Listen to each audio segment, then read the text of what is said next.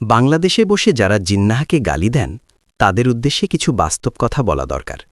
আবেগ দিয়ে নয়, ইতিহাস দিয়ে ভাবুন।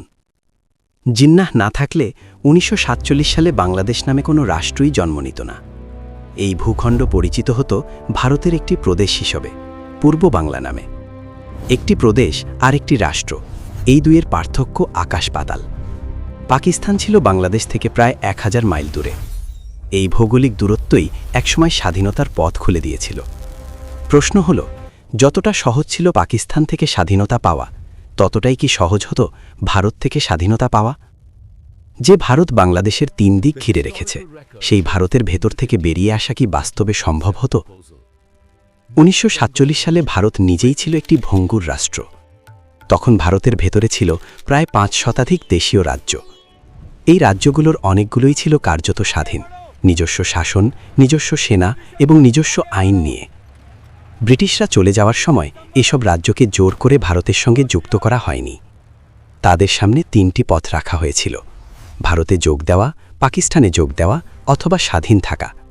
স্বাধীন থাকার পথই ভারতের জন্য সবচেয়ে বড় আতঙ্ক হয়ে দাঁড়ায়, কারণ স্বাধীন রাজ্য মানে ভারতের মানচিত্র টুকরো হয়ে যাওয়া। এই ভয় থেকেই শুরু হয় দখল ও চাপের রাজনীতি। হায়দ্রাবাদ ছিল ভারতের ভেতরের সবচেয়ে বড় ও ধনী মুসলিম শাসিত রাজ্য।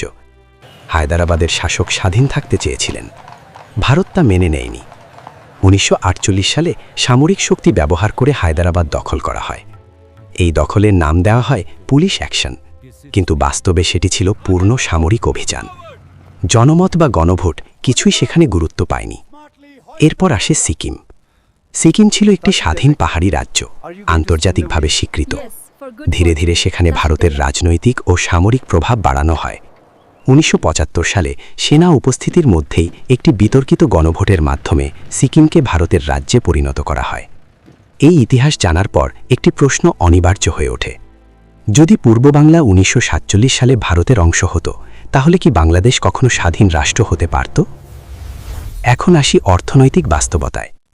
পাকিস্তান সৃষ্টি না হলে কলকাতার হিন্দু জমিদারি ব্যবস্থা ভাঙত না।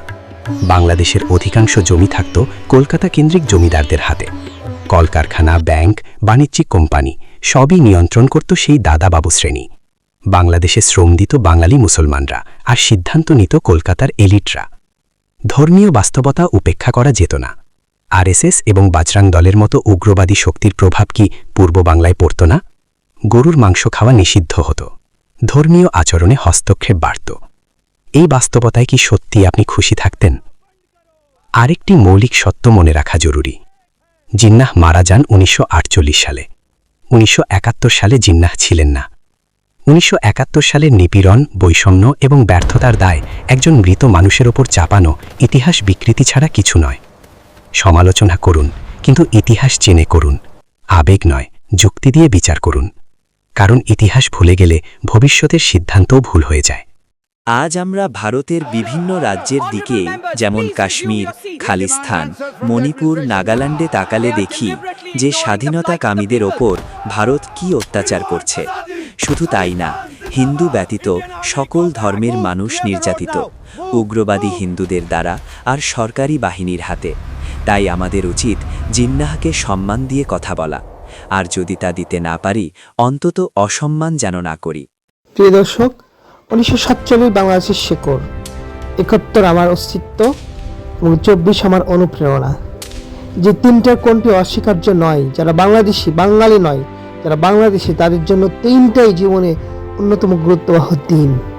সুতরাং আমরা কখনো কাউকে ছোট করব না। ৪৭ না হলে আজ বাংলাদেশের জন্ম হতো না, আর ৭১ স্বাধীন না হলে বাংলাদেশের অস্তিত্বই থাকতো না, আর ২৪ আমাদের দিয়েছে ফ্যাসিবাদ মুক্ত প্রেরণা।